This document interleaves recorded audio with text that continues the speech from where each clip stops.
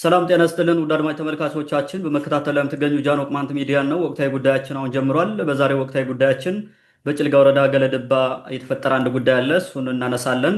ከሰሞኑም በጎንደር ቀጠና ያለው ፋኖ እርስ በርሱ እየተዋጋበት ያለበት ሁኔታ ነው ያለው። እሱንም በተመለከተ ምንድን ነው ምን አዲስ ነገር ተፈጠረ የሚለውን እናነሳለን። በመጨረሻም ሰሞኑን በወሎ ቀጠና በመንግስትና ፋኖ በሚባለው ኃይል መካከል ያለውን ውጊያ አጠቃላይ ሁኔታዎችን ወደ እናንተ የምናደርስ ይሆናል ማለት ነው። እስከ ፕሮግራማችን ፍጻሜ አብራችሁ እንድትቆዩ የአክብሮት ግብዣችን ነው።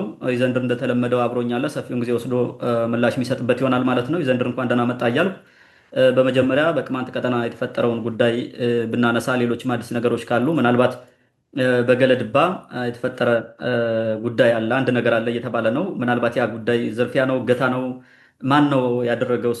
ምንድን ነው የተፈጸመው የሚለውን ወደ ተመልካቾቻችን ብታደርስ መልካም። እንግዲህ በቅማንት ምድር ያለ ሁኔታ በተመለከተ በዋናነት የገለድባው ነው። ግን ከሱ በፊት ባለፈው በ18 መስከረም ማለት ነው ኩበር የሚባል ቦታ አለ። አይ ቲንክ ኳቢሮምዬ የሚባለው ቀበሌ ውስጥ በጭልጋ ወረዳ በቆላማ አካባቢ ማለት ነው። ይሄ ነጋዴ ባህር በዙሪያ ከቦ የሚገኘው ቀበሌ የእሱ አንድ ክፍል የሆነ ኩመር የሚባል አለ። ኩመር አውላላ የሚባለው አንዱ ማለት ነው ኩመር ነው። እሱ አካባቢ እንግዲህ በ18 ፋኖ የሚባል ኃይል ገብቶ አንድ ወጣት አግቶ እንደወሰደ የወሰደው ደግሞ ወደ ሚኒባስ ደንጎርሳ የሚባል ቦታ እንደሆነ መረጃ አለ። ሰውየው ታፍኖ የተወሰደው በትክክል ወጣቱ ማን ነው የሚለው ነገር እንትን የለም። አባቱ ማሬ ነው የሚባል ብለውናል። ስለዚህ አቶ ማሬ ልጅ ታፍኖ ተወስዷል ማለት ነው። አግተው ወስደውታል። በዛ አካባቢ የሚንቀሳቀስ ፋኖ የተባለ ኃይል ማለት ነው። ያው እንግዲህ ህብረተሰቡ ሁልጊዜ መጠንቀቅ እንዳለበት በተደጋጋሚ ስንናገር ስለነበረ እንዲህ አይነት ነገር ስለሚያጋጥም ያው ጥንቃቄ ያስፈልጋል ምንጊዜም ማለት ነው። እንግዲህ ያ ታግቶ የተወሰደው ሰው የት ድረስ አሁን ተመልሶ ይሁን አይሁን ግልጽ የሆነ መረጃ አልመጣልንም። ሌላው የገለድባው ነው። የገለድባው ግጭት ነው። ግጭቱ በመንግስት ሚሊሻና ጥርንፍ በሚባል ታጣቂ ማለት ነው ታጥቀው የወጡ ልጆች ግን ደግሞ ተጠርንፈው ይቀመጡ ተብሎ በሆነ አካባቢ የተቀመጡ ይመስሉኛል። እነሱ ጋር ነው። ምንድን ነው የሆነው? ገለድባ የሆነ ሰው ይሞታል፣ ልቅሶ ይደረጋል። ዜን ወደ ልቅሶ ይመጣሉ። 4 የጥርንፍ የተባለው ታጣቂ ቡድን 4 ወደ ልቅሶ ይመጣሉ። ገለድባ ላይ ወደ ገለድባ ሄዱ ማለት ነው። ገለድባ አካባቢ የነበረው የመንግስት ሚሊሻ የሚባለው እነዚህን እንይዛለን የሚል ነገር እንትን ይጀምራል። ያዙኝ ልቀቁኝ ይጀምራል። ህብረተሰቡ እናንተ ታውቋቸው የለን እነዚህን ልጆች ታውቋቸዋላችሁ፣ ሁልጊዜም አሁን ለቅሶ መጥተዋል፣ አልቅሰው ይመለሱ፣ ሌላ ችግር ነው የምትፈጥሩት እና ተዋቸው ይላሉ። በፍጹም አንተው የሚሉና ለጭልጋም ይሁን ዋቴበር ይደውሉና ኃይል ይላክልን፣ ተጨማሪ ኃይል ይላክልን፣ እንትን ሽፍታ መጥቷል እሱ ልንይዝ ነው ይላሉ። ከዛ ይሄንን ሲያዩ እነዚህ 4 ልጆች ደግሞ ወደ ጓደኞቻቸው፣ ቁጥራቸው ብዙ ነው በነገር ቀላል ቁጥር አይደለም ያላቸው፣ ወደ ጓደኛቸው ይልካሉ፣ ይደውላሉ፣ ሊያፍኑን ነውና ድረሱልን ይላሉ። ሁለቱም ኃይል ወደ ገለድባ ይገሰግሳል። በዛ መካከል ሚሊሻው ቀድሞ ይደርስና ልጆቹን ከበባ ያደርጋል። አፍነን ብሎ አፍኖ ውጊያ ይጀምራል። እየተዋጉ ነው። ልጆቹ ራሳቸውን ይከላከላሉ፣ በአራታቸው ማለት ነው። እንግዲህ በዚህ ሂደት ለቅሶ ላይ ነው እንደዚህ የሚደረገው። ህብረተሰብ አለ፣ ህዝብ ውስጥ ነው የሚደረገው። ህብረተሰቡ ኧረ ተው ብሎ ነበር፣ አልሆነም፣ ገጠሙ። በኋላ ሚሊሻው እነዛ ልጆች ከቦ እያለ ሚሊሻው እንደገና ተከበበ። በኋላ በመጡት የነዛ ልጆች እንትን ማለት ነው ድጋፍ የመጣው ኃይል ቁጥሩ በጣም ብዙ ስለነበረ ከበባቸው። ስለዚህ አሁን ችግር ሆነ፣ የባሰ ከባድ የሆነ ደም መፋሰስ ሊፈጠር ስለነበረ ህብረተሰቡ በቃ እንደምንም ብሎ አስቆማቸው ማለት ነው። ለምኖ ማለት ነው ተው ተብሎ በቃ ያ ሚሊሻም መጀመሪያ በቃ የልብ ልብ ታይቶት ሊሸለም ሊሆን ይችላል። በነገራችን ላይ ወንድሞቹን እኮ ናቸው፣ ወንድሞቹ ናቸው። ወንድሙ ጋር ነው የሚጣላው። ነገ ደምለሳ ምናምን ብሎ ዳውን እኮ ነው የሚያየው። ይሄ ተራ ነገር ነው። በነገራችን ላይ እንደዛ የሚያደርግ ነገር የለም። እዚሁ ተጠርንፋቸው ተቀምጠው ብሎ መንግስት ያስቀመጠው ኃይል ጋር መግጠም በጣም ነው የሚገርመው አንዳንዴ ማለት ነው። ዝም ብሎ ድንቁርና ነው። ስለዚህ የግዴታ ሲከበብ የመንግስት ሚሊሻም መታረቅ ፈለገ ማለት ነው። በቃ ነገሩ በሽምግልና እንዲበርድ ሆነ፣ በረደ። ከዛ በኋላ ከሚሊሻ አንድ ሙቷል ይባላል። ሌላ ደግሞ አይ ቲንክ 2 ሲቪሎች ሙተዋል ይላሉ። 2 ንጹሐን ሰዎች እዛው የከተማው ነዋሪዎች ይመስሉኛል። እዛ አካባቢ 2 ልጆች ናቸው ይባላል። ብቻ 2 ሰው ተጎድቷል ይባላል። የሞቹ ቁጥር ይዛባል፣ እርግጠኛ አይደለንም። ግን አንድ ሚሊሻ ሞቷል። ከሲቪልም የሞቱ እንዳሉ ሴት ነው የሞተችው ይላሉ፣ ወንዶች ናቸው የሞቱት ምናምን የሚባል ነገር አለ። ዞሮ ዞሮ እንደዚህ አይነት ጉዳት ደረሰ ማለት ነው። በዚህ ጉዳት ተጠቃለለ ነገሩ። በሰላም ማለት እንዲቆም ተደረገ። ሚሊሻውም ቁስለኛውና የተጎዳውን ማለት አስከሬኑን ይዞ ወደ መጣበት ተመለሰ ማለት ነው። እዚህ ጋር አሁን እንግዲህ የምታየው በጣም በሚያሳዝነው ነገር ተራ ነገር ነው። ጥፋቱ የሚሊሻው ነው። ምን ሊያደርግ ነው? እዛ በሆነ አስቀምጦ እዛ ነው የሚኖሩት። ሂዶ ለምን እዛ አይገጥምም? እንደዛ ከሆነ ተደራጅቶ ሂዶ ከመንግስት ሰው ጋር ሆኖ ማለት ነው። ልቅሶ ላይ ሲመጣ ህዝብ በተሰበሰበው ላይ ሆን ተብሎ እንዲህ አይነት ግጭት የሚፈጠረው ነገር ወይ በድንቁርናም ሊሆን ይችላል የሚደረገው ነገር ተቀባይነት የለውም ፍጹም ማለት ነው። ልጆቹን መያዝ ከሆነ ባሉበት ቦታ ይታወቃል። ሁልጊዜ ያውቋቸዋል ያሉበት ቦታ ሂዶ መያዝ ነው። ከዛ ውጭ እንዲህ አይነት ነገር ዝም ብለህ በግብታዊነት የሚደረግ እንትን በቃ በተደጋጋሚ ህብረተሰቡን ንጹሐን ዜጎችን ዋጋ እያስከፈለ መሆኑን በዚህ ማየት እንችላለን ማለት ነው። እና በአጠቃላይ በጣም አሳዛኝ የሆነ ስራ ነው የሰራው ሚሊሻው ነው ይህንን ያጠፋው ብዬ ነው የማምነው። በእርግጥ ልጆቹም እንዲህ አይነት ነገር ካለ ልቅሶ ምናምን የሚባል ነገር ምን ሊያደርገው ይሄዳሉ? ሲጀምሩ ምን ሊያደርጉ ነው የሚሄዱት ወደዛ? ልቅሶ ምናምን መንግስት እንደዚህ የሚያድን ከሆነ እንዲህ አይነት ነገር ካለ ልቅሶ ምናምን ብሎ ሄዶ በተመሳሳይ ንጹሐን ዜጎች ናቸው የተጎዱት። ስለዚህ እንደዚህ አይነት ነገር እንዳይፈጠር ጥንቃቄ ቢደረግ ጥሩ ነው ብዬ አስባለሁ። አፍተርኦል ሚሊሻውና እነዚህ ልጆች በአግባቡ ተነጋግረው ችግር ካለ ችግሩ መፍታት ያለባቸው ይመስለኛል። ሚሊሻ የሚባል እንትንም ከውካዋ ዝም ብሎ ከሚንከዋከው ነገሮችን በእንትን አይቶ ማለፍ ያለበትን አይቶ ቢያልፍ ጥሩ ነው ብዬ አስባለሁ። እንደዚህ አይነት ነገር ከሚፈጠር ማለት ነው። ጦርነቱ ቢቀጥል ኖሮ ሚሊሻ ነው ሙሉ በሙሉ በሚባል ደረጃ የሚጎዳው በዛ ሰዓት ማለት ነው። ግን እኔ አሁን እንደዚህ ለማስፈራራት ምናምን አይደለም። ሚሊሻ መሞት የለበትም፣ ሌላው ታጣቂ መሞት የለበትም። ምን አደረጉ? እነዚህ ልጆች እኮ በችግር ህብረተሰቡ እየተበደለ ስለነበረ አሁንም አደገኛ ሁኔታ ስላለ በዛ አካባቢ ፋኖ የሚባል እየመጣ ስለሚመጠበጥ ስለሚዘርፍ ራሳቸውን ለመከላከል ለመጠበቅ ብሎ የተደራጁ ናቸው። ዋቴቨር ሊሰርቁ ይችላሉ፣ ሊዘርፉ ይችላሉ። ማንም ነው የሚዘርፈው ዛሬ፣ ማንም ነው የሚሰርቀው። እነሱም እኮ የካራ ቡድን ምናምን የሚል መስርተው እያዘረፉ አይደል ነው የሚኖሩት። ይሄ ይታወቃል። ሚሊሻውም ተባብሮ ያዘርፋል፣ ተባብሮ ያሰርቃል። እነዚህ ልጆች ጋር አብረው የሚሰርቅ ቢሆን እነሱ እየሰረቁ አብረው የሚያካፍሉ ቢሆን ይሄን አያደርግም ሲጀመር ማለት ነው። ጠብቆ ነበረ የሆነ ነገር የሚያደርገው እና እንዲህ አይነት ነገር ባይደረግ ጥሩ ነው ማለት ትፈልጋለሁ። ታንኪው። መልካም።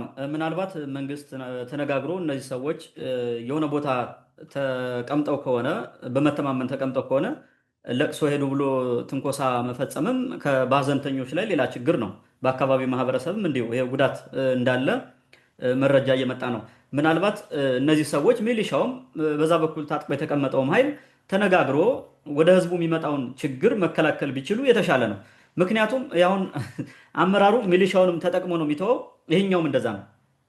ስለዚህ ሁለቱም የችግሩ ተጋፋጭ ወይም ደግሞ ተጎጂ ከሚሆን ለምን ወደ አንድ መጥቶ ችግሩን በጋራ አይፈታም የሚለውን ሀሳብም ተመልሰው በየቱ የተሻለ ነው። እንዳልከው ጥቅም ስለማይጋሩ ወይም ደግሞ በሌላ መንገድ ስለሚፈላለግ ብቻ ለግሉ ሌላ ጠብ ማምጣት ወይም ደግሞ ለቤተሰቡ ደም መትከል ይሄ ትክክል አይደለም። የአካባቢው ማህበረሰብ ባህል ደግሞ ይታወቃል። ነገ አንዱ ቢገደል ጊዜ ጠብቆ ደግሞ ይገላል። እንደዚህ አይነት ነገር ትክክል እንዳልሆነ ሁሉም ሰው ቆም ብሎ ላይ ይገባል።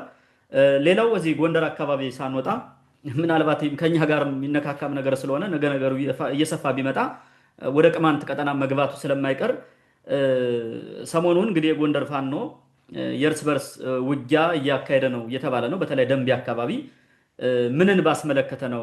ምናልባት አዲስ ነገር ላይሆን ይችላል። ከዚህ በፊትም እርስ በርሳቸው ይዋጋሉ፣ በቡድን ይከፋፈላሉ፣ የተለያየ ነገር አለ።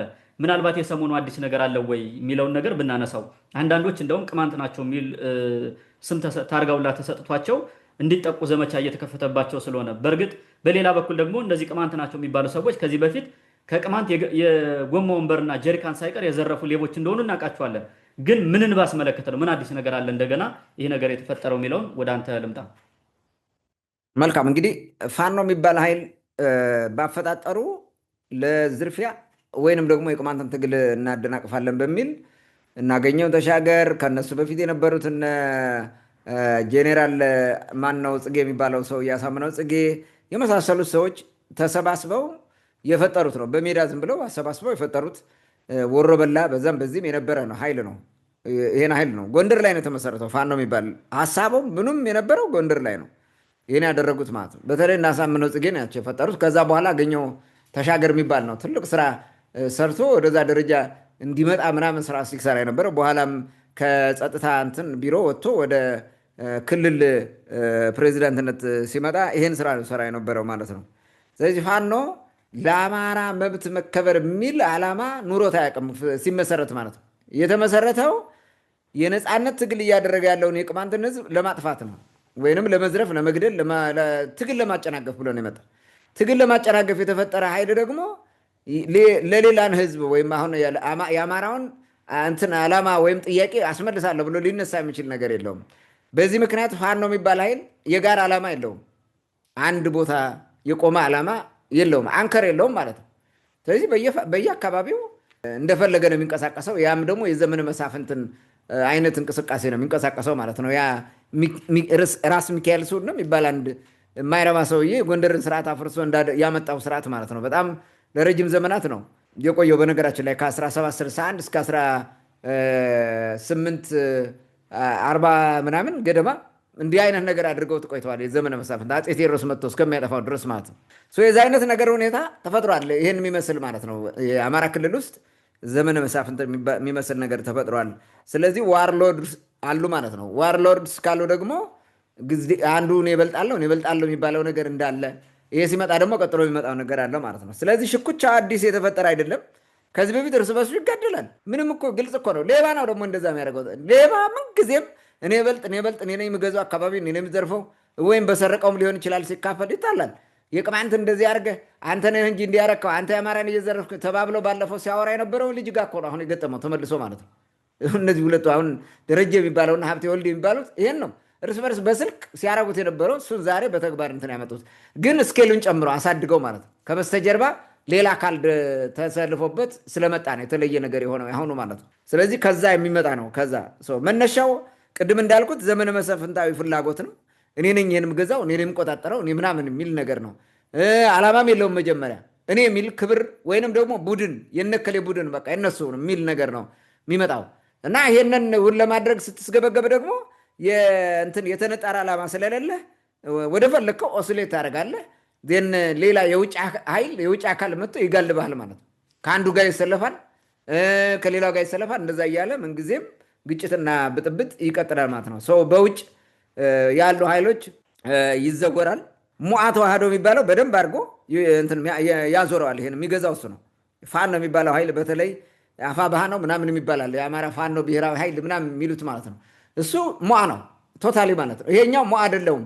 ሙዓን ይጣረሳል። ይሄኛው አሁን ደንቢያ ምናምን ከባቢ ያለው ማለት ነው። እንደዛ አይደለም የምፈልገው አይነት ነገር ሚል እንትን አለ።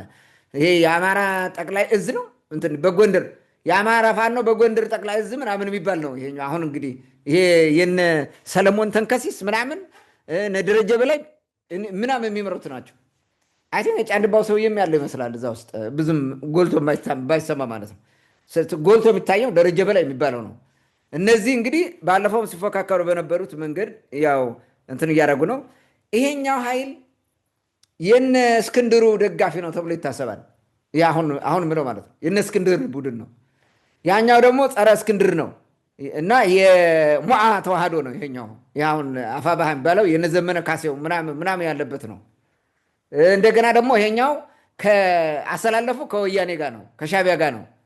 ይሄኛው ደግሞ አርበኛ መጫወት ይፈልጋል። አሁን ይሄ የጎንደር ጠቅላይ ምናምን የተባለው በራሳችን ችለን ራሳችን እንዋጋ የሚል እንትን አለው እና የሆነ ወያኔን እጠራለሁ ምናምን የሚል እንትን አለው፣ ግትር አቋም ማለት ነው። በዚህ ምክንያት አደጋው ተፈጥሯል። አሁን የተፈጠረው አደጋ በዚህ ምክንያት ነው ማለት ነው። ሰው ሻቢያ ይዘውሯል፣ ወያኔ ይዘውሯል፣ የመንግስት ደህንነት ራሱ ይዘውሯል። በተለያየ መንገድ ገብቶ የመንግስት ደህንነት ይዘውሯል። ፋኖ የሚባለውን ኃይል እንደዛ ነው እንደፈለገ አድርጎ ማለት ነው። እርስ በርሱ እንዲጋደልም ያደርገዋል፣ የሆነ ነገር እንደፈለገ ያደርገዋል። ምክንያቱም የዓላማ መስመር ዓላማ የለውም ማለት መስመር የለውም። ዌል ስታብሊሽድ የሆነ የትግል መስመር የለም። የትግል መስመር ከሌለ ደግሞ አሁን ባቡርን ያለ ሀዲድ ሂድ ብትለው በፈለገው አቅጣጫ ይሄዳል እስከቻለ፣ ከዛ ይወድቃል። እንደዛ አይነት ነገር ነው። በዚህ መንገድ እየተንገላወዱ ስለሆነ ነው ይሄ ችግር የተፈጠረው ማለት ነው። ዲያስፖራው ባለሀብቱ ራሱ የነዚህን እንትን አለው በራሱ እንትን አድርጎ እየሰራ ነው። ትልቁ አሁን ይሄ አሁን የደንቢያው ቡድን የሚባለው የእንትና ማን ነው? አበበ በለው የሚሰውረው አበበ በለው ነው። እና እንዲያውም የዛሬ ስንት ቀን ነው 4 ቀን 5 ቀን ምናምን በፊት በአበበ በለው ወጥተው ነው መግለጫ ያሰጡት። በ4 አቅጣጫ ተከበናል፣ ምናምን ይላል። አበበ በለው ደግሞ ያሳዝናል፣ በቃ ይሄ አደገኛ ሁኔታ ነው፣ እጅግ ያሳዝናል፣ እንዲሁ አሳዛኝ ነው ታሪክ እያለ እንትን ያደርጋል ማለት ነው። ያ መግለጫ የሰጠው ልጅ ቤት ተሰልፈው እንደመጡባቸውና ምን ለማድረግ እንደፈለጉ ተናግሯል ማለት ነው። ያ ነው የሆነው። እንግዲህ ይሄ ሲጠብ እየተጠጉ መጥተው በላይም በምስራቅም በምዕራብም በሰሜንም በደቡብ ነው የመጡባቸው ጣናን ሳይመጡ ብቻ። ይሄ ደግሞ ጣና ጥግ ደንቢያ ሮቢት የሚባለው አካባቢ ነው የነበረው ይሄኛው ኃይል ማለት ነው። ስለዚህ ጦርነት ውጊያ ደንቢያ ሮቢት ተከፈተ ማለት ነው። ሰሞኑን ከአይዲንግ 2 ቀን በፊት ተዋጉ። ባለፈው ዘግበነዋል። ውጊያ ጀመሩ፣ ተዋጉ። ብዙም የሞት ሽረት ትግል የሚባል አይደለም፣ ተዋግተዋል አክቹዋሊ። ግን ያኛው ማን ወልዴ ነው የሚባለው ኃይል ተጠናክሮ ስለመጣ ይሄኛው አፈግፍጓል። በዚህ ምክንያት የሆኑ ሰዎች ሞቱ፣ ከዛኛው ኃይል ማለት ነው። ከደንቢያው ኃይል ሰው ሞተ። የደረጀ በላይ ልጅ ሞተ፣ ተገደለ፣ ልጁ ተገደለ ማለት ነው።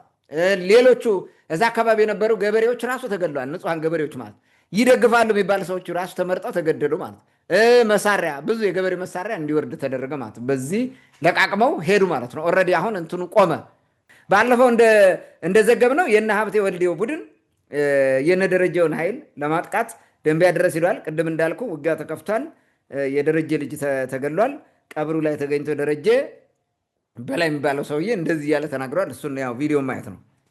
በእነዛ ኩሊሌቦች እጅ እኛን ማስመታት እንዴት ይችላል? ወንድሙ ያስመታል፣ የወንድሙን መሳሪያ ያስነጥቃል። ወንድማማይ ስትጋደለው በምንም በማህበራዊ ብዙ መገናኛ እናስተምራለን። ከዚህ ውጭ የሰውን መሳሪያ መንካት ወንጀል ነው። የሰውን ክብር መንካት ወንጀል ነው። መፋቀር መዋደድ ያለብን። ስለዚህ አደራም ነው በወቀና ደግም ያውላ በሱባን ጋር ጀምር የቀልጠው ይመጣል አይደለም። እዚህ የሩት ነውና ወርቁ ይባላል ፋቆ ያሳከመውን ህዝብ ክሎ ሊጨፈጭ ሲሽከይ በመጣው ነገ ቢመጣ ይቅርታ ይሰጣል። የአማራ ትግል ለማሻገር ሲባል ኦኬ። እንግዲህ በውጊያው ልጁ ተገደለ። ሌላም አንድ ደግሞ ማን ነው የሚባል ሰው ተገድሏል። ያ ቁስለኛ ምንም አለ። ያው ግድያው ምናምኑ ተደረገ ማለት ነው። ኦልሬዲ አሁን አንዱ መሸሽ ምናምን ስላለ ብቻ ነው እንትኑ ለጊዜ የቆመ መስለው ማለት የደንቢያው እንግዲህ ካፈገፈገ በኋላ ቅድም እንዳልኩ ድርጊቶቹ ተፈጽመዋል። እነሱ ብዙ ነው የሚሉት። በነገራችን ላይ የዛኛው ደጋፊና የዚኛው ደጋፊ ሶሻል ሚዲያ ላይ ወጥቶ የሚያረጉትን ነገር ስታይ በጣም የሚገርም ነው የሚያቀርቡት እንትን ማለት ነው። ጭራሽ ጥላቻው ምናምኑ የሆነ ነገሩ እንደገና ደግሞ ዝብርቅርቅ ያለ ሀሳብ ያመጣሉ። መታረቅ አለብን፣ መሰማማት አለብን፣ ለአማራ ሕዝብ ጥቅም ሲባል ነው ምናምን ይላሉ። አሁን አማራ እኮ የት እንዳለ ያውቁትም እነሱ ራሱ። ለምን መነሻቸው ምን እንደሆነ ይታወቃላ። መነሻቸው የሆነ ህዝባዊ ትግል ለማደናቀፍ ብለው ነው የተፈጠሩት። በኋላ ደግሞ የኤርትራ እንትን ማለት የትግራይና ፌዴራል መንግስት ጦርነት ሲጀመር ሂደው እዛ ገብተው ሲያንቦጫረቁ ነው የነበሩት። የፕሪቶሪያ ስምምነት ሲመጣ ተጣሉ። በዚህ መንገድ ኦስሌት እያደረጉ የመጡ ናቸው። አሁን 4 ኪሎ እንገባለን በሚል የዛሬ ስንት ዓመት ነው? አሁን በ2015 እንደማለት ነው። በዛ ጊዜ ጀምሮ 4 ኪሎ ይላሉ። ምንድነው 4 ኪሎ የሚያደርጉት? እርግጠኛ በሆነ መንገድ አይታወቅም። እንዴት ይገባሉ ራሱ አይታወቅም። ነገ ዛሬ እያሉ ሲያጃጅሉ እንደዚህ አይነት ነገር የነበረው ማለት ነው። ይህ ኃይል በዛ የመጣ ነው።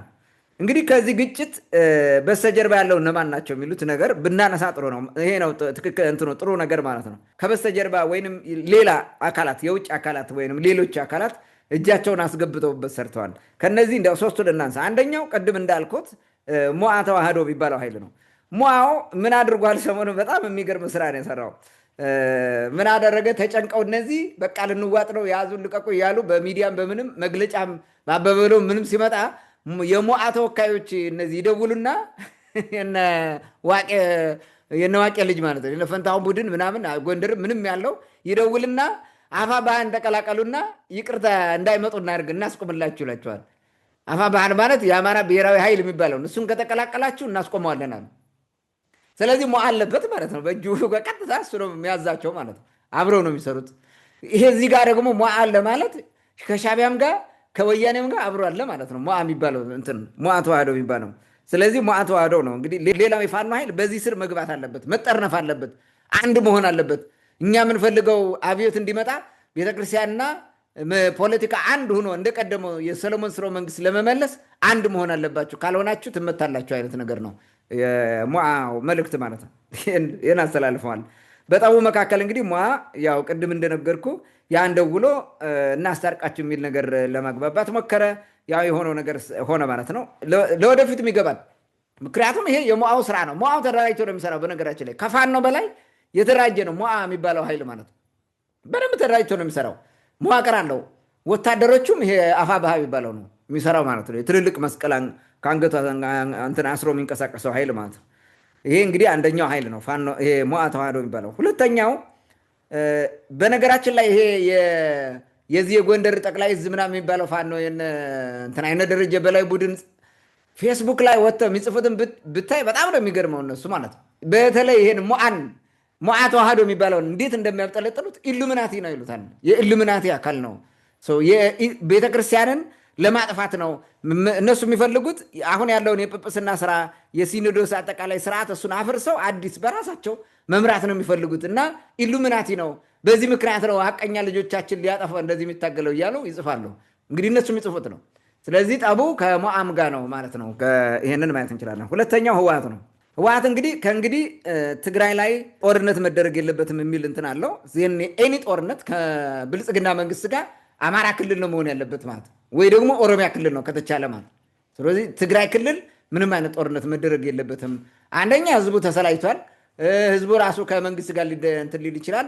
ሌላ ቀውስ ስለመጣው ብዙ ተጎድተናል። ስለዚህ ሌላ ቦታ መሆን አለበት ብሎ ያስባል። በኋላ በዛኛው ነጥብ ላይ እናነሳዋለን ይመስለኛል። ስለዚህ ቲፒኤልኤፍ ይሄን ይፈልጋል።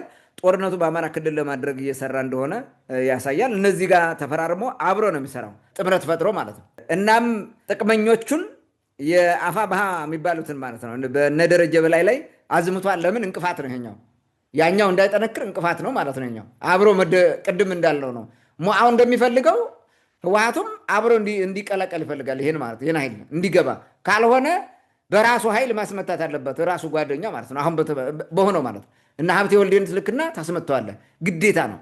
ሰው ተሳቆ ይሄ ወይ በኖ ይጠፋል ወይ የሆነ ነገር ይሆናል ወይ ደግሞ ከቻለ ይዋጋል እስከሚችለው ማለት ነው። ከቻለ እንደ አቅሙ ካለው እንደዛ አይነት ፍላጎት ካለው ማለት ነው። ስለዚህ ዝሮ ይሄ ጸረ እንትን ነው ያኛው የጥምረቱ ጸረ ስለሚሆን ሊቀበሉ አይችልም ማለት ነው። ከሙዓ ተዋህዶ ጋር አብረው ከዚህ አክራሪ ቡድን ጋር አብረው እንደሚሰራ በአጠቃላይ ዋናው ዓላማቸው ግን ምንድነው የብልጽግና መንግስት የሚባለው ነገር መውደቅ አለበት ነው። በነገራችን ላይ ብልጽግና ቢወድቅም እኮ አያልቅም እንትኑ ሌላ ስራም ይመጣል። አዲስ የሚመጣው መንግስት እንደገና ተመልሶ ነው የሚጣላው። ለምን ስርዓት የሌለው ነው። ያው የሚታወቅ እኮ ነው። ሻዕቢያን እንውሰደው ለምሳሌ ከኢህአዴግ ጋር ሲጣላ ኖረ። ኢህአዴግ ሲወድቅ መጀመሪያ ደርግ ጋር የተጣላው ከኢህአዴግ ጋር ሆኖ ደርግን ጣለ። በኋላ ደግሞ ከኢህአዴግ ጋር ተጣላ። ሲዋጋ ኖረ። ከብልጽግና ጋር ሆኖ ወያኔ እንጥላለሁ ብሎ ያደረገውን ነገር እናውቃለን። ተገልብጦ ደግሞ አሁን ከወያኔ ጋር ሆኖ ይህን መንግስት ልጥል ነው ብሎ የሻዕቢያ እንትኑ ፍላጎቱም እንደሆነ እዚህ ጋር ማየት እንችላለን። ዝሮ ከነዚህ በተጨማሪ ሶስተኛው አካል ሻዕቢያ ነው ከበስተጀርባ ያለው። ዓላማው በታቲንካ የሚል እዚህ በፊት የተናገረዋል። ኢትዮጵያ የምትባል ሀገር ልንገዛትና እኛ ልንመራት ከተፈለገ በታቲንካ ነው ብሏል። በትነ ነው ብሏል። ያው የመበታተን ስራ ነው የሚሰራው። ስለዚህ እዚህ ውስጥ አለበት ማለት ነው። አሁን የሚፈልገው ምንድን ነው? አንድ የሆነ ያኛው እነሱ የፈጠሩት ጥምረት እንዲቀጥል ነው። ለእሱ እንቅፋት ይሆናሉ የሚባሉትም እንዲመቱ ይፈለጋሉ። ስለዚህ እሱ ባሰለጠናቸውና ከእሱ ጎን በቆሙት እርስ በርስ እንዲዋጉ እያደረገ ያዳክማል ማለት ነው። ያው እርስ በርስ ስለሆነ እኔ ፋኖ ቢጠፋ ባይጠፋ አይዶን ኬር ምንም የሚጠቅም ነገርም የለውም። ሲጀመር ፋኖ የሚባል ኃይል ማለት ተላላኪ ነው እኮ የሻዕቢያም ተላላኪ ነው፣ የወያኔም ተላላኪ ነው፣ የሙዓ ተላላኪ ነው፣ የኤቭሪቲንግ ተላላኪ ነው። በራሱ መቆም አይችልም። ፋኖ የሚባል ኃይል ቁሞም አያውቅም ሲጀመር ማለት ነው። ያንን ማየት እንችላለን። እርሱ እንትና ኢሳያስ አፈወርቂ በሆነ ጊዜ ወጥቶ እንደተናገረው የኦሮሞማውን ኃይል ብሏል። በቃል እኮ ነው የተደረገው። የኦሮሞውን ኃይል ነው ያለው።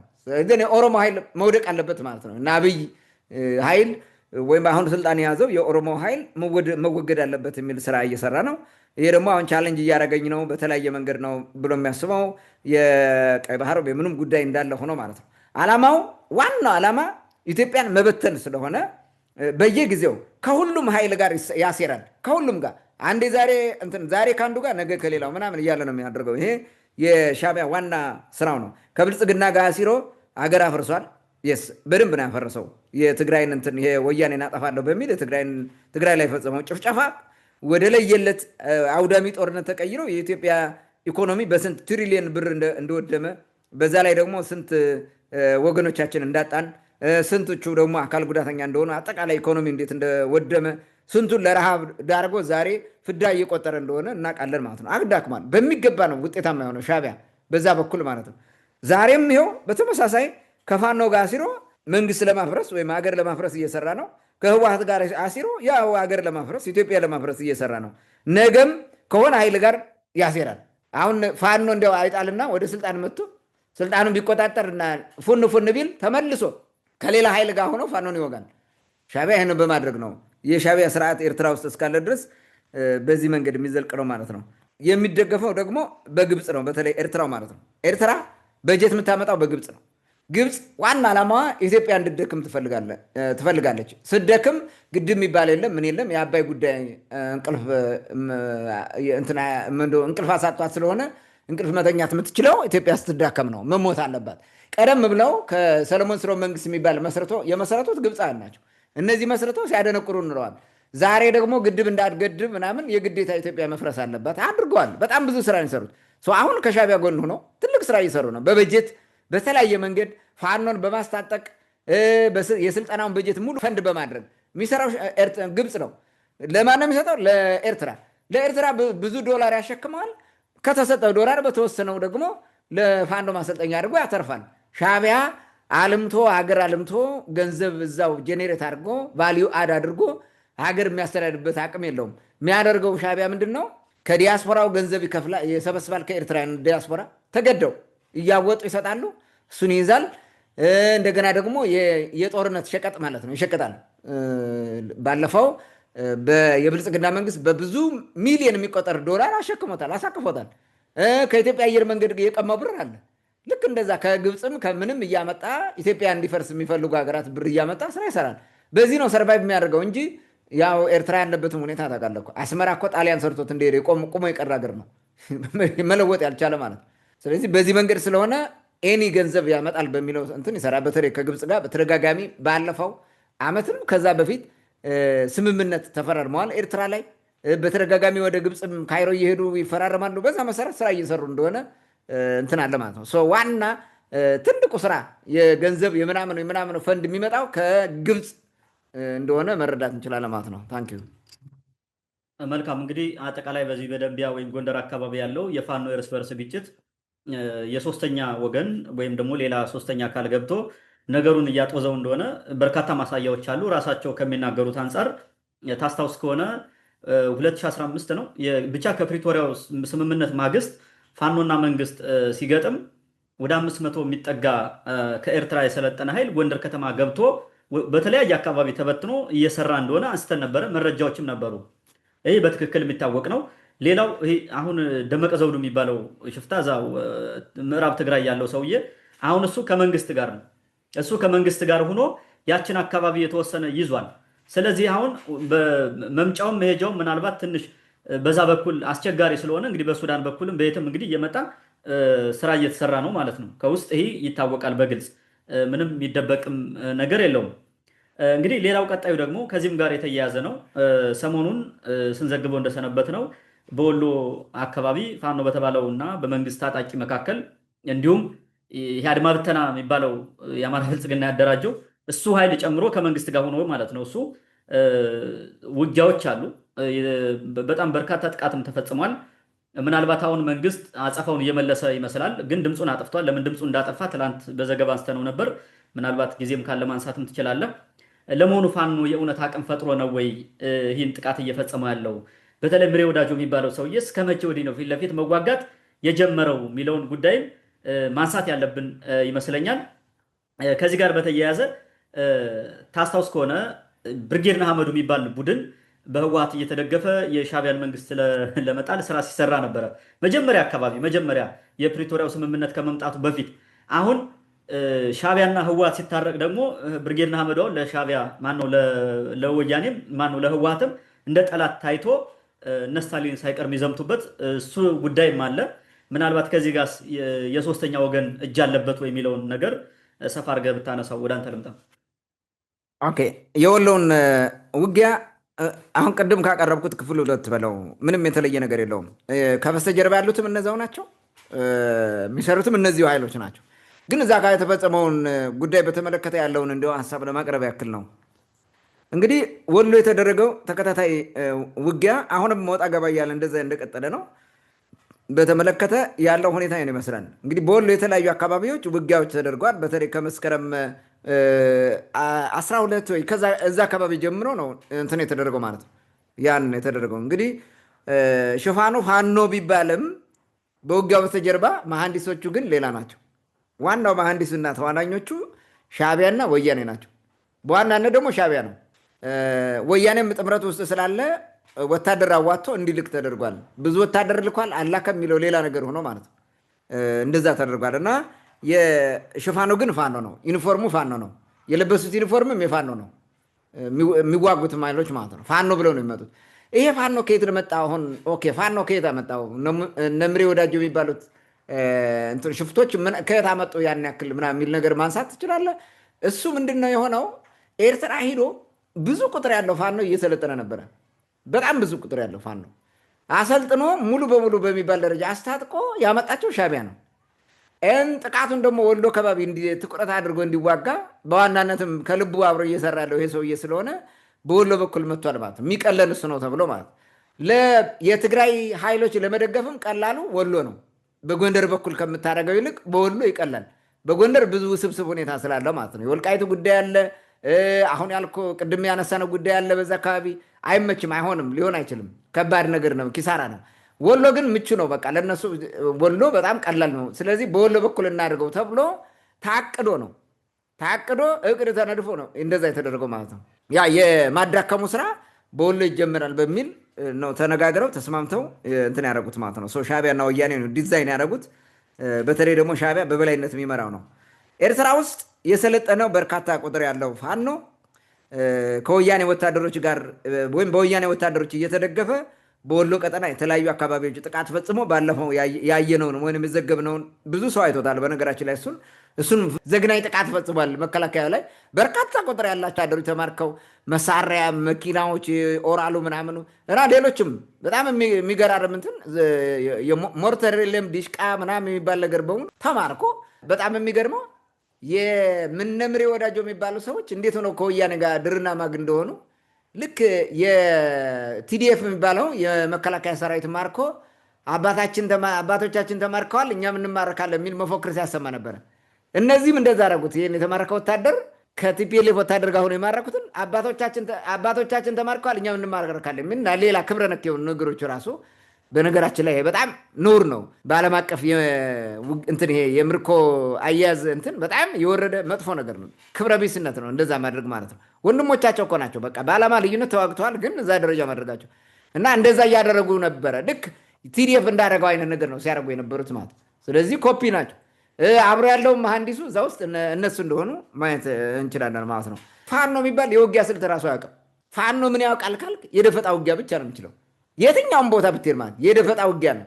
አቅዶ በተለያየ መንገድ ውጊያ አድርጎ ሰብሮ ገብቶ የሆነ ምሽግ ደምስሶ ምናምን የሚባል ነገር እንትን የለውም። እሱ አያውቀው የለም። የመደበኛ ውጊያ ስልትም የለውም። እንደዛ ለማድረግ መደበኛ ሰራዊትን ለመደምሰስ መደበኛ ውጊያ መዋጋት አለበት። በመደበኛ ውጊያ ተዋግተው ያን የወለውን ከደመሰሱ ከበስተጀርባ መደበኛ ውጊያ የሚያውቅ ወይንም የጦርነት መሐንዲስ የሆነው የሻዕቢያና የህወሓት ጦር እንዳለ በቀላሉ መገመት ትችላለህ። የሆነውም እሱ ነው በተግባር ማለት ነው። የሆነው እንደዛ ነው። ስለዚህ በዚህ መንገድ ነው እንግዲህ ኤርትራ ውስጥ የሰለጠነው ያንን ከወያኔ ኃይል ጋር እንትን ብሎ መጥቶ የተዋጋው ማለት ነው። አንዳንድ የወረዳ ከተሞችን ተቆጣጥረዋል፣ አስለቅቀናል ይላል። በዚህኛውም በኩል ወልዲያ አካባቢ ጠንከር ያለ ውጊያ ነበረ። ወልዲያ በመንግስት ቁጥጥር ስር ነው ተብሏል። ከመርሳ እስከ ወልዲያ ተዘግቶ ነበር መንገድ፣ አሁን ከፍተናል የሚል እንትኖች አሉ። ዞሮ ዞሮ በዛ አካባቢ ነው ችግሩ የነበረው። ኦልሬዲ ያቀዱትን ነገር አልያዙም፣ አላደረጉትም ይመስለኛል። እሱ እንትን አይደለም ግን ስቲል በአንዳንድ እንትኖቹ ውጊያዎች አሉ፣ ወጣ ገባ የሚል ውጊያ ማለት ነው። ይዘናል ይሄን ከተማ እኛንን የያዝነው እኛንን ምናምን የሚል ነገር አለ። ይህን የሚያደርጉት በማን ነው? የመንግስትም ተከፋይ የሶሻል ሚዲያ አክቲቪስቶች ማለት ነው። የነዛኞችም ተከፋይ የመንግስት ተከፋይ የሻዕቢያ ወይም የወያኔ ወይም ፋኖ አክቲቪስቶች ናቸው ይህን የሚሰሩት እንጂ ሪል በሆነ መንገድ ወያኔውም ማረጃውን አያወጣም፣ ሻዕቢያም አይናገርም። የመንግስት ሚዲያ የሚባሉትም ጭራሽ ይህን ነገር አይናገሩም በፍጹም ማለት። ችግሩ የምታውቀው ምንድን ነው?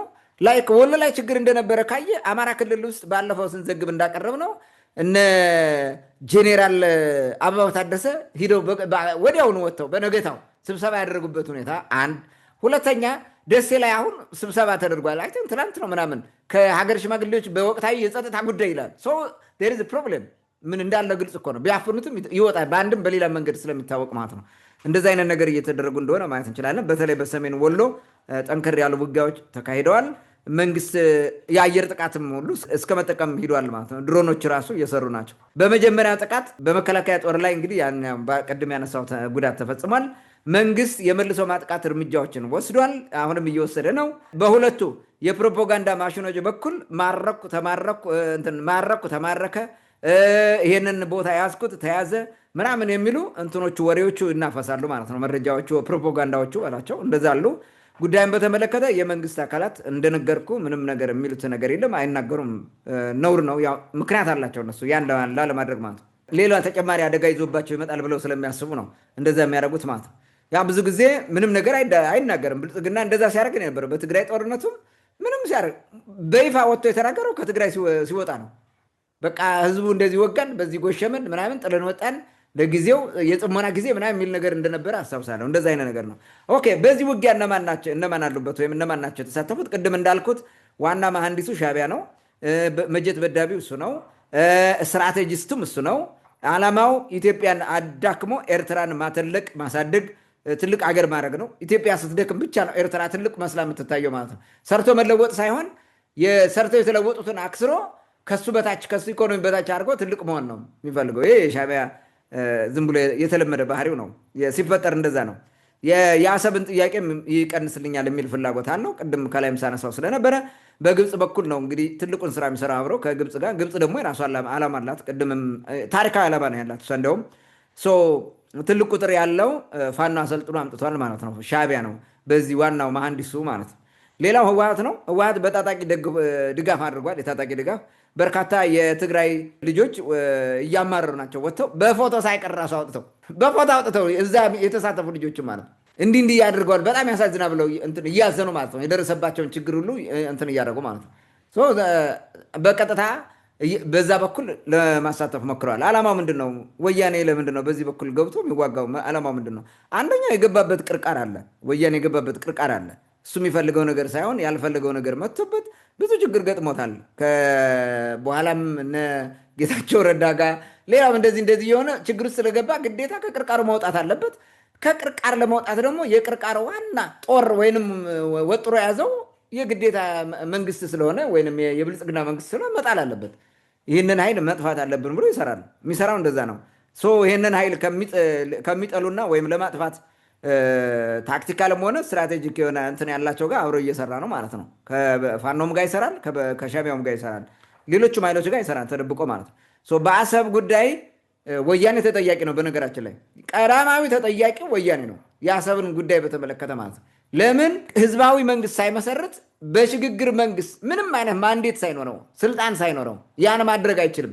ብሔራዊ ጥቅምን አሳልፎ የሚሰጡ ወይም ብሔራዊ ጥቅምን የሚመለከት ውሳኔ መወሰን አይችልም። በዛ በሽግግር መንግስት ላይ ሆኖ ማለት ለምን መንግስትን ማሸጋገር እንጂ መወሰን አይችልም። የማሸጋገር ስራ ነበር መስራት የነበረበት። እሱ ግን አሳልፎ ሰጠ አሰብን ማለት ነው። በማይሆን ነገር ህዝባዊ መንግስት ሳይመሰረት አሳልፎ ሰጠ።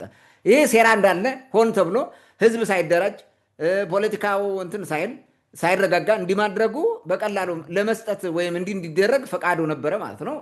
ኢን ዘ ሎንግ ራን ይፈልገዋል አሰብን ማለት ነው። እሱ ራሱ በሌላ ጊዜ አዲስ ሪፐብሊክ ለመመስረት ይፈልግ ነበር ማለት ነው። ይህ ነው የሚያሳየው። ስለዚህ አሁን ያለው መንግስት እንዲህ አይነት ክሌም የሚያመነሳ መንግስት መውደቅ አለበት።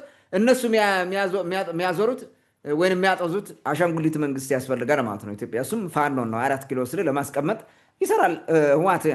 በዛ ደግሞ የወልቃይት የሚባለውንና ሌላውን አካባቢ የኔ ነው የሚለውን መሬት ለመውሰድ ሜይ ቢ ከጎንደር ጨመርመር አድርጎም ወስዶ ራሱን ለመገንጠል አይነት የሚሰራ ስለሆነ በዚህ ምክንያት ይመስለኛል ይህንን እንዲረሳ የማድረግ እና ያው ዓላማው እንዲሳካ ማለት ነው። ሌላው በብልጽግና ላይ የበቀል እርምጃ መውሰድ ነው። የእንትኑ ያደረገው ነገር አለ አይደለ? ብልጽግና ነው እንግዲህ ወያኔን ያዋረደው ከውስጥ ወጥቶ ራሱን አንከራክሶ ጥሎ ከዛ እንደገና ደግሞ ጦርነት በላዩ ላይ እንትን አድርጎ ያ ሁሉ ችግር ያመጣው እዚህ ደረጃ እንዲደርስ ያደረገው ዛሬ የትግራይ ፖለቲካ መቆሚያ መያዣ መጨበጫ ጠፍቶት በቃ የውር ድንብስ ፖለቲካ ሆኖ የቀረው በዚህ ምክንያት ነው። እና አብይ ትልቅ እንትን ሰርቷል ማለት ነው። ይህን መበቀል ያስፈልገዋል ማለት ነው ለቲፒኤልኤፍ። ቲፒኤልኤፍ ይህን እየሰራ እንደሆነ ማየት እንችላለን ማለት ነው። ከተሳካ መገንጠል ፍላጎት ስላለ እውን ማድረግ ይፈልጋል። ያው ኦልሞስት የመገንጠሉን ግማሹን ሄደዋል እኮ። ዲፎልት ስቴት እኮ ነው ትግራይ በአሁኑ ሰዓት። መንግስት እኮ አይቆጣጠረውም፣ ራሳቸውን የሚቆጣጠሩት ምንም እንትን የለውም። የሚታወቅ ነገር ነው። በቤተ ክርስቲያን በኩል ተገንጥለዋል፣ በፖለቲካ በኩል ብዙ ግን ተገንጥለዋል። ፎርማል ማድረግ ነው የቀራቸው። ስለዚህ መገንጠል ይፈልጋሉ። ነገር ግን አሁን አይደለም መገንጠል። ተገንጥላለን ብሎ ቢያውጅ እኮ ይችላል። አሁን ማንም እንትን የለውም። ግን ጠቅልሎ ያልወሰዳቸው መሬቶች አሉ። እነሱን ትቶ እንዴት አድርጎ ይሆናል? ሜይ ቢ ኢትዮጵያ ውስጥ ያለው ንብረት ደግሞ ይኖረዋል፣ መመለስ ያለበት ያከማቸው ንብረት ይኖረዋል። እንደዚ አይነት ነገር ስላለ ካልሆነ በስተቀር ስለዚህ ፍላጎቱ የእነዚህ ኃይሎች ነው። ሌላው ፋኖ ነው። እዚህ በወሎ ከባቢ ወይም በነበረው እንትን አሁን ባለው ግጭት ፋኖ ነው እንግዲህ አንዱ ተዋናኝ። እሱ የፊት ሽፋን ነው። የፊት ሽፋን ወይንም ከበር ሆኖ የሚያገለግል ነው። ዩኒፎርም ነው። የደመነፍስ ስልጣን ለመያዝ ነው ዋና ዓላማው። ይህንን አቅዶ ነው የሚሰራው። 4 ኪሎ ገብቶ ይነግሳል፣ ያነግሱታል ማለት ነው። ከዛ በኋላ ለጊዜው አሻንጉሊት አድርጋ ያስቀምጡታል። ይሄ ደግሞ በሂደት የሰለሞንነት እንትን መመለስ አለብን። እኛ ምን አገባን? እንዲያውም ምን አይነት ፍላጎት አለው ፋኖ የሚባለው? እኛ ምን አገባን? ትግራይ ይገንጠል፣ ኦሮሚያን ከፈለገ ይገንጠል። ግን አማራ የሚባለውን ነገር የንጉስነት ስርዓት መስርተን እንደቀደመው አድርገን ማቆም አለብን። ከውስጥ እየመጡ ያሉት ነገሮች ትክክል አይደሉም፣ ጤነኛ አይደሉም። አገውም ክልል እየሆነ ልሆን የሚል ጥያቄ አለው። የቅማንትም እንደዚህ አይነት ጥያቄ አለ። ሌላውም እንዲህ ሲመጣኛ እንዳንጠፋ አሁን በቃ በቤትም መንገድ የያዝነው መሬት ይዘን ስልጣን በላያችን እንትን ማለት አለብን የሚል ፍላጎት አላቸው። ኢቭን እስከ መገንጠል ይፈልጋሉ። ቱታቴ ክስተንት ሁሉ ያስባሉ። አሁን ኢትዮጵያ ምናምን የሚለው እንደማይሳካ እኮ ያውቁታል። ግን እኛ ራሳችን እንደዛ አድርገን ሚስጥራችን ደብቀን እንዘልቃለን የሚል ፍላጎት ስላላቸው ነው ያን የሚያደርጉት። ግን ይሄ አሁን በቀላሉ ወደ ለኢትዮጵያ አምጥተን እናስቀምጣቸዋለን። ባላባቶች እናንተ ናችሁ፣ የስልጣኑ ድሮም ትይዙታላችሁ፣ ለእኛ ግን ይህን ትለቃላችሁ ነው ስምምነቱ። ያን እያደረጉት ነው። ምንም ማለት የሚያደናብርም የለም። ይሄ ደግሞ እንግዲህ ምን ይመጣል? ሌላውን ብሔረሰብ ይጨፈልቃል ማለት ነው ከተሳካለት። ግን ለማንም ዝም አይልም።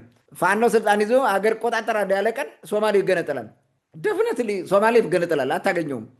አፋሩም ከትግራይ ጋር ነው የሚሄደው፣ አይቆምም። ዜና ኦሮሚያ እገነጠላለሁ ይላል። እንዲህ አይነት ቀውስ ይመጣል በሙሉ ማለት ነው። ግን ይሄንን ለማድረግ ነው የሚሰሩ። ይሄ ደግሞ የማን ዓላማ ነው? የግብፅና የሻቢያ ዋና ዓላማ ነው። ዋና ዓላማ ማለት ነው። አፈራረሰ ማለት ይሄ ነው። በታቲንካ ማለት ይሄ ነው። ይበታትናል።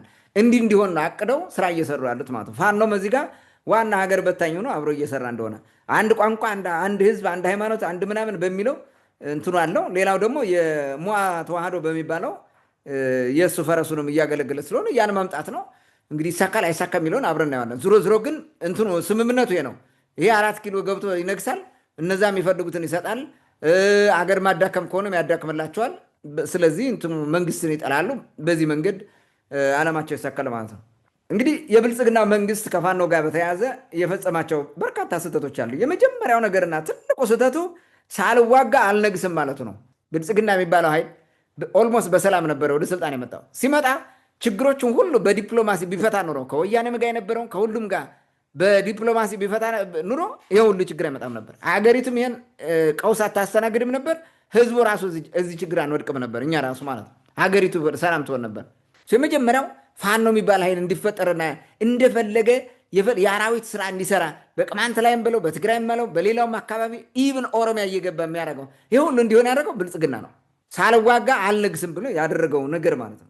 የመጀመሪያው ዋናው እንትኑ ይሄ ነው ትልቁ ችግር ማለት ነው። ሌላው እንግዲህ በአማራ ክልል ባለስልጣናት መተማመኑ ነው። ብልጽግና የሚባል ኃይል ከፋኖ ጋር በተያያዘ ፋኖን እንደሚደግፉ ያውቃል እኮ ከፋኖ ጎን ቆመው ስራ እንደሚሰሩ እንትን ያውቃል። ግን እነሱን ላለማጣት ብሎ አንደኛ ወልቃይትን ከትግራይ ቀምጦ ሰጥቷቸዋል። የብልጽግና መንግስት ወረዳ ያስረክቧል። የቅማንትን ጉዳይ የፈለገ አድርጉት ብሎ ትቶላቸዋል። ስለዚህ እነዚህን ነው ሽሩሩ የሚሉት የሚያነግሱትም እነሱ ስለሆነ ማለት ነው። በሆነ ሰው ንጉስ በላይ ላይ አንግሰው መገዛት የሚፈልጉት የአማራ ደቂቃን ስለሆነ ከነሱ ጋር የሆነ ነገር ለማድረግ ስለሚፈልግ እንዲህ አድርጓል ማለት ነው። የፈለገውን ነገር አድርጓል። ይሄ ነገር በሂደት ፋኖ የሚባል ኃይል ቅድም እንዳልኩት መጣ። ይሄ በሙሉ ወደ የት ሄደ? ያለ አግባብ እንዲያብጥ አደረገው ማለት ነው። ፋኖን አስታጠቀው እስከ አፍንጫው፣ የተለያየ ነገር አደረገ። ጦር መሳሪያ እንደፈለገ እንዲያገኝ ብዙ ነገሮችን አሳየ ማለት ነው። ከሻቢያ ጋር እንትን እንዲመሰረት ያደረገው እሱ ነው አሳይቶ ማለት ነው። ኤርትራ ውስጥ እየወሰደ እኮ ሲያሰለጥነው የነበረው እኮ ብልጽግና ነው። ፋኖ የሚባለን ኃይል የኤርትራ መንግስት በትግራይ ጦርነት ወቅት ወልቃይት እየመጡ ሲያሰለጡ ነበር የፋኖ ኃይል ማለት ነው። ህዝባዊ ሰራዊት ምናምን እያሉ ማለት ነው እንደፈለገ ሲያሰለጥኑ ነበር።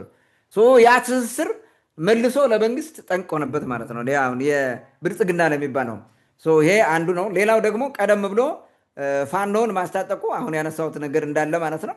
እርምጃ ለመውሰድ ደግሞ አቅመ ቢስ መሆኑ ማለት ነው። ኦኬ አስቸኳይ ጊዜ አዋጅ አወጁ። ፋኖን መታለን ብለው መምታት አልቻሉም። መልፈስፈስ ለምን? ቅድም ያልኩት ነገር ከውስጥ ነው የሚሰራው ስራው። የክልሉ ባለስልጣናት የፋኖን የሚመሩት የነበሩ በዛ ሰዓት ማለት ነው። በቃ እነሱም በፕሪቶሪያ ስምምነት አኩርፈው ስለነበሩ መንግስት ይሄ የኦሮሞማ ኃይል መውደቅ አለበት የሚል ነገር ነበራቸው። እሱን አረጉት።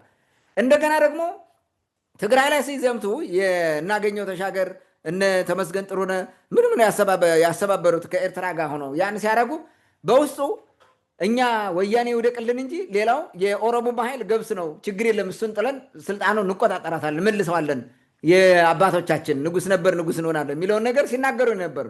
እንዳለመሳደል አልሆነም። በቃ አላጋጠመም። ምን ሆነ? የፕሪቶሪያው ስምምነት ተፈረመ። ሻዕቢያ እንትና ወያኔም አልወደቀም፣ ይሄኛውም ባለፈ መንገድ አልተዳከመም። ይሄ ነው ችግር ያመጣው ማለት ነው። ወደ ግጭት ወደ ምናምን ሄዱ። ዜን ፋኖ ሲወጣ በዋናነት ትልቅ መረጃ ሲሰጥ የነበሩ ገንዘብ ሲያዋጡ የነበሩ ጥይት እየጫኑ የሚሰጡት ብዙ ነገር የሚያደርጉት የክልሉ ባለስልጣናት ነበሩ። እነ ደሳለኝ ጣሰው ፕሬዚዳንት በለው እዛ አካባቢ እናገኘው በለው በቃ ብዙ ሰው ይህን ሲሰራ የነበረው ማለት ይህን ሲሰራ የነበረው እዛ የነበሩት ኃይሎች ሌሎችም በጣም በርካታ ባለስልጣናት። ስለዚህ ይሄ ትልቅ ችግር ፈጥሯል ማለት ነው። ፋኖ በቀላሉ እንዲጠፋ አልሆነም። ራሱም አቅመ ቢስ ሆነ። ፋኖን አሳዶ መምታት አልቻለም። ከተማ ላይ ያባረራል፣ መንገድ ላይ ያርቃል። ከዛ በረሃ ጫካ ጫካው ገጠር ገጠሩ ለፋኖ ተሰጠ። ፋኖ እየጎለመሰ ስልጠና እያሰለጠነ እየተጠናከረ ይሄዳል። ምንም መሳሪያ ነው ያገኛል። ይሄ ነው አንዱ። ሌላው መከላከያ ውስጥ ያሉ ባለስልጣናት ቅርብ ጊዜ እርምጃ መውሰድ ሞክሯል። እንደዛ የሚያደርጉትን እያጠና ማለት እኛ ገና ፍሮም ዘ ቬሪ ቢጊኒንግ ተናግረን ነበር። ግን ብዙ ትጥቅ አስታጥቋቸዋል። እንዲመታ የሚያደርጉት በሴራ እዛ ውስጥ ያሉ ጄኔራሎች ምናምን ናቸው። በአማራ ጽንፈኝነት የተለከፉ ሌላም ብሔር ሆኖ በሙስና ምናምን የተጠመደ ይህን ሲያደርግ እንደነበረ እናውቃለን። መከላከያ ሲያስገድል ሲያዳክም የነበረ መሆኑን ማየት እንችላለን። ስለዚህ መንግስት ይህን በማድረጉ አሁን ገባበት አጣብቂኝ ውስጥ ደርሷል ማለት ነው። ብጥብጥ እንደ የብልጽግና መንግስት ስትወስደው ቅድም ሳልዋጋ ባለው መንገድ ብጥብጥ እንደ መግዣ መሳሪያ አድርጎ ነው የተጠቀመበት። በቃ ብጥብጥ ማለት ይሄ ደግሞ እኔ አንዳንዴ አቅመብስ መንግስታት ባህሪ ነው ብዬ ነው የማስበው። ህዝቡን ታበጣብጠዋለህ፣ እረፍት አያገኝም፣ ሁል ጊዜ እውቀት ነው። ለራሱ እየተጨነቀ ስለ መንግስት ፖለቲካ የሚያስብበት እንትን የለውም ማለት ነው። ህዝብ ዝም ይላል። እንደዛ ነው ያደረጉት። አቅመቢስ አደረጉት የኢትዮጵያን ህዝብ እና ለዛም ይጠቅመናል ብለው እንግዲህ ለፋኖ እድል ሰጡት። ብጥብጥ ሲያስፈልግ የሚበጠብጥ ያስፈልጋል። ፋኖ ነው ከከተማ መንግስት እንዳይገለብጥ ከከተማ ታርቀዋለህ፣ መንገድ እንዳይዘጋ ታደርገዋለህ። ሌላውን ግን በጥብጥ ትለዋለህ፣ ይበጠብጣል። ወታደር ሞት አልሞተ ዩዶን ኬር። በዚህ መንገድ ነው ትልቅ ችግር እየተፈጠረ ያለው ማለት ነው። አሁን ፋኖ እዚህ ጋር የደረሰው ባላሰቡት መንገድ ደግሞ ሌላ ቅንጅት፣ ሌላ ጥምረት ተፈጥሮ መጣባቸው ማለት ነው። ድሮ ወያኔ ብቻውን ከትግራይ ህዝብ ጋር ሆኖ የተዋጋው ቲዲኤፍን ይዞ ማለት ነው። ብቻውን ያ ሁሉ ኃይል ማለት ነው። አሁን ደግሞ ብቻው የሚዋጋው ብልጽግና ነው። በሂደት እኮ ይመጣል። አሁን የሻዕቢያው ጦር ይመጣል ከጨምሮ ከመጣ ማለት ነው። የህዋቱም ጦር ይመጣል፣ ፋኖም ይመጣልሃል፣ የኦሮሞ ነፃነት ምናምን የሚባለውን በዛው ይወጋሃል። በቃ ብቻህን ትቀራታለህ ማለት ነው። ይሄ ደግሞ መቋቋም አይችልም፣ ሰርቫይቭ ማድረግ አይችልም በዚህ ደረጃ የሚመጣን ኃይል ማለት ነው። ይህንን ማየት ተገቢ ይመስለኛል። ህገ መንግስቱን አለማክበሩ ነው ደግሞ ትልቁ ችግር እዚህ ውስጥ የጣለው ማለት ነው። ብልጽግና የሚባል ጸረ ህገ መንግስት ነው። ህገ መንግስት አያከብርም። ዝም ብሎ ነው ይቀመጥ፣ እንዳያፈርስ ችግር ሊመጣበት ስለሆነ ኔትው ለማፍረስ ግን ስራ ላይ ነው። የምክክር ኮሚሽን ምናምን እያለ እየሞከረ እኮ ነው በተደጋጋሚ ማለት ነው። አሁንም እንደዛ ነው የሚሞክረው። ያዋጣል ያዋጣ የሚለው ነገር ሌላ ሆኖ እንዲባረክ ቁጥር አማጺ ምናምን እየመጣ ስርዓት የህግ የበላይነት ባላስከበርክ ቁጥር ስርዓት አልበኝነት ይነግሳል። አሁን የሆነው ነገር ሆነ ማለት ነው። ሀገሪቱ የተበጠበጠችው ፋኖ በሚባል ኃይልም ይህም አሁን የመጣው ነገር እንዲፈጠር ያደረገው ብልጽግና ራሱ እንደ መንግስት ነው ይህን የወለደው ማለት ነው። በተለያየ መንገድ በራሱ እንትን አካሄድ እንግዲህ ቀጣይ ምን ሊፈጠር እንደሚችል ዝም ብለህ መገመት ትችላለህ። አንዳንዴ ግጭቶች ተጠናክረው ይቀጥላሉ። ምክንያቱም አንድ ጀምረውታል። አሁን ካዩት ከገጠማቸው ቻለንጅ አንጻር እያስተካከሉ ይቀጥላሉ። እንቅፋት ነው የሚሉትም ጎንደር ከባቢ ለመጥረግ ሙከራ አድርገዋል። ይቀጥላል ማለት ነው። ውጊያው የሚቆም ነገር አይደለም። ብልጽግና ብቻውን ይዋጋል። እንግዲህ ሌላው ደግሞ በአንድ ላይ ሆኖ ይዋጋል። ምን እንደሚመጣ እሱን እንትን አለ መገመት ከእንትን ነው። ግን ብልጽግና ቴክኖሎጂ አለው። ድሮን ምናምን የሚል ይዞ ይመጣል። ግን ድሮን ብቻን በድሮን ብቻ ማጥቃት ትችላለህ ወይ? ጠንካራ ወታደር አለ ወይ? ጠንካራ መሪዎች አሉ ወይ? ጠንካራ ጄኔራልስ አሉ ወይ? የሚሉት ነገሮች ራሱ መሰረታዊ ነገሮች ናቸው። እነዚህ ወሳኝ ናቸው። መንግስት የመፍረስ እድል ሊያጋጥመው ይችላል። ብቻን መቋቋም አትችልማ። አንደኛ ህብረተሰቡን አማሯል። ህብረተሰቡ ዝም አይልም። በቃ የራሱ ጉዳይ ነው የሚለው። አሁን ሁኬርስ እንዲሁን አማራ ክልል ውስጥ በለው፣ ቅማንቱንም በለው፣ ትግራዩንም በለው፣ ሌላውም አካባቢ በለው፣ በጣም በርካታ ህዝብ ኦሮሚያ ክልልም በለው ብልጽግና የሚባለው ወደቀ አልወደቀ ይጨነቃል። እንደ ህዝብ ደረጃ የሚጨነቃል። ኧረ ይሄን መንግስት ቶሎ በገላገለን እኮ ነው የሚለው። ለምን? የህግ የበላይነት እንዳይከበር አድርጎ ስለቀጠለ አንዳንድ ኦካዥኖችን በመጠቀም እነሱን በማራገብ ትልቅ ስራ የሰራ መስሎ በመታየት ምናምን ካልሆነ ማለት ነው። ስለዚህ አሁን የመጀመሪያው ነገር ህገ መንግስት ማክበር አለበት። ለመዳን ከፈለገ ማለት ነው ህገ መንግስት ማክበር ነው። ሁለተኛ ልዩነቶችን በሰላም መንገድ ለመፍታት መጣር ነው። ከአማጺ ኃይሎች ጋር በሙሉ ቁጭ ብሎ መደራደርና ወደ ሰላም የመምጣት ቢኖር መልካም ነው ብዬ አስባለሁ። አሁንም መንገድ የተዘጋ ነው ብዬ አልደመድምም። ከቻሉ ማለት ነው ከወያኔም ጋር መታረቅ አለበት። ከፋኖ የሚባለውም ኃይል በለው ሌላም ኃይል ከሙሉ ማለት ነው የቅማንት ታጣቂም በለው ከኦሮሞ ታጣቂዎችም በለው ሌላውም ጋር በሙሉ ቁጭ ብሎ መደራደር አለበት። ሪል አገር መጠበቅ ከሆነ ፍላጎቱ ማለት ነው። በጉልበት ጠብቀህ አታተርፈውም። አገር የሚሉት እነሱ አገርም አይደለም የሚጠብቁት፣ ስልጣናቸውን ነው የሚጠብቁት። በጉልበት ስልጣኑን ማዝለቅ አይችልም ለተወሰነ ጊዜ ካልሆነ በስተቀር ማለት እንዲህ አይነት ነገር ቀላል አይደለም። አሁን ኦልሬዲ ብዙ ቦታ እኮ ተነጥቋል። ብልጽግና የሚባል እኮ አማራ ክልል ኮንትሮል የሚያደርገው እኮ ከተማ ነው። ገጠር እኮ አይወጣም። የፈለግ ቦታ አይደለም እዛ ፋኖ የረባበት ፋኖ የሌለበት ቦታም ብትሄድ ሽፍታ፣ ሌባ፣ አማጺ በሙሉ የተቆጣጠረው ማለት ነው። ዘራፊ የተቆጣጠረው ኦልሬዲ እኮ መንግስት አለሁ ይላል እንጂ እንዳለ የሚያሳይ መገለጫ ሊሆን የሚችል የህግ የበላይነት በመሬት አታገኝም በሁሉም ቦታ። ይህንን ማየት እንችላለን። ኤኒዌይስ አሁንም መንገዱ የሰላም መንገድ አለ። እሱም ቢሰሩበትና ቢጠቀሙበት ጥሩ ነው ብዬ ነው የማስበው ከቻለው። ታንክ መልካም። እንግዲህ በወሎ አካባቢ በመንግስትና በፋኖ መካከል ያለውን ውጊያ እና በዛ ውጊያ ጀርባ ያሉ ኃይሎችን በስፋት አንስታል። በአጠቃላይ በውጊያው የነበረውን ሁኔታና ቀጥሎ ሊመጡ የሚችሉ ስጋቶችንም በስፋት ዘርዝረሃል። ምናልባት እኔ መጨመር የምፈልገው ነገር በየትኛውም አቅጣጫ ይሁን በተለይ በትግራይ በኩል ያሉ ኃይሎች የፕሪቶሪያው ስምምነት ሙሉ ለሙሉ እንዲተገበር በሰላማዊ መንገድ ቢታገሉ የተሻለ ነው የሚል ግምት ነው ያለኝ። እኔ ግምት ብቻ ሳይሆን እንደ ግሌም ማስበውም እንደዛ ነው። ምክንያቱም ድጋሚ ጦርነት ውስጥ ቢገቡና ጦርነቱ አማራ ክልል ብቻ ይቀራል ብለው አስበው እንደዚህ አይነት ስራም እየሰሩ ከሆነ በጣም አደገኛ ነው የሚሆነው። ሻዕቢያ ከኋላ መምጣቱ አይቀርም። ብልጽግና ደግሞ ቅድም እንዳልከው ቴክኖሎጂን መጠቀሙ አይቀርም። ድጋሚ ያን ህዝብ የጦርነት ተሸካሚ ሊያደርጉት ይችላሉ። አይናው የፕሪቶሪያውን ስምምነት ተግባራዊ እንዲሆን እየጠየቁ ነው። ለሚመለከታቸው አካላት በደንብ እያቀረቡ ነው ጥያቄውን። በሌላ መንገድ ግን ይህ ነገር አይሆንም ብለው አስበው ወደ ጦርነት ደግሞ የሚገባ ከሆነ ምናልባት በጣም ከባድ ነው። ምክንያቱም አሁን እያየነው ያለነው ነገር በተለይ ህወሓትን የሚደግፉ ኃይሎች ማህበራዊ ሚዲያ ላይ ምናምን እንደምታየው ፋኖ ቅዱስ ነው፣ ፋኖ በትግራይ ጦርነት አልተሳተፈም፣ ፋኖ የትግራይን ልጅ አንዲት አልነካም እያሉ ነው። ከዛ በፊት ደግሞ ፋኖ ማይካድራ ከ1000 በላይ የትግራይ ተወላጆችን ጨፍጭፏል እያሉ ነው። ስለዚህ አሁን ፋኖ ማይካድራም አልተሳተፈም፣ እዛ ያሉትን አልጨፈጨፈም፣ ንጹህ ፋኖ አሁን ወንጀለኛ አይደለም በዛ በኩል በሚደግፉት ሰዎች ማለት ነው። ይህ ነገር ደግሞ ትክክል አይደለም። የጠላት በሚለው ተሰልፈ ድጋሚ ጦርነት ማምጣትና ለዛ ህዝብ ፈተና ይዞ መምጣት ተገቢ ስላልሆነ አሁን ጦርነቱም የተፈጥሮ አደጋውን ብዙ ነገር ነው ያለው።